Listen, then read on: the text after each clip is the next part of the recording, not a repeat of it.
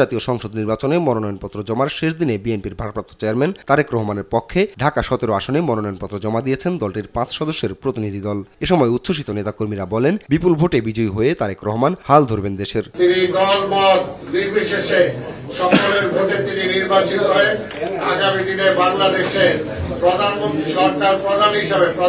হিসাবে দায়িত্ব পালন করে। এদিন বগুড়া 7 আসনে বিএনপি চেয়ারপারসন বেগম খালেদা জিয়া এবং সদর আসনে তারেক রহমানের পক্ষে মনোনয়নপত্র জমা দেন নেতাকর্মীরা। জনাব তারেক রহমানের পক্ষে আজকে বগুড়া সদর 6 আসন থেকে আমরা মাননীয় জেলা প্রশাসকের মহোদয়ের কাছে তার মনোনয়নপত্র দাখিল করেছি। দুপুরে ফেনী 1 আসন থেকে বেগম খালেদা জিয়ার পক্ষে মনোনয়নপত্র জমা দেন নেতাকর্মীরা। মনোনয়নপত্রে স্বাক্ষরের পরিবর্তে ব্যবহার করা হয়েছে তার আঙুলের ছাপ।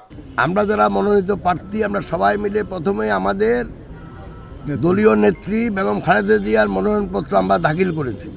নতুন রিন গভীর থেকে পরিষ্কার করে কাপড়কে রাখে নতুনের মতো উজ্জ্বল। নতুন রিন অ্যাডভান্সড পাউডার। এদিকে ঠাকুরগাঁও 1 আসন থেকে লড়তে মনোনয়নপত্র জমা দেন বিএনপি মহাসচিব মির্জা ফখরুল ইসলাম আলমগীর। বাংলাদেশের মানুষ ভোটাধিকার ফিরে পেয়ে পূর্বে যেভাবে আমাকে সমর্থন দিয়েছেন এখনো সেইভাবে সমর্থন দিয়ে আমাকে ধানের শীর্ষে ভোট দিয়ে আমাকে আপনারা জয়যুক্ত করার জন্য আমাকে সাহায্য করবেন।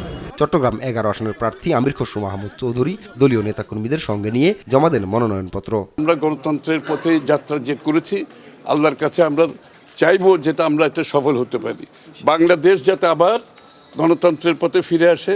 নরসিংদী 2 আসনে বিএনপির স্থায়ী কমিটির সদস্য আব্দুল মঈন খানও জমা দিয়েছেন মনোনয়নপত্র। চট্টগ্রাম 7 আসনে মনোনয়নপত্র জমা দেন সালাউদ্দিন কাদের চৌধুরীর ছেলে হুম্মাম কাদের চৌধুরী। জামালপুর 1 আসনে বিএনপির কোষাধ্যক্ষ রশিদুজ্জামান মিল্লাতের পক্ষে মনোনয়নপত্র জমা দেন নেতাকর্মীরা। আপন উপু, দেশ টিভি, ঢাকা।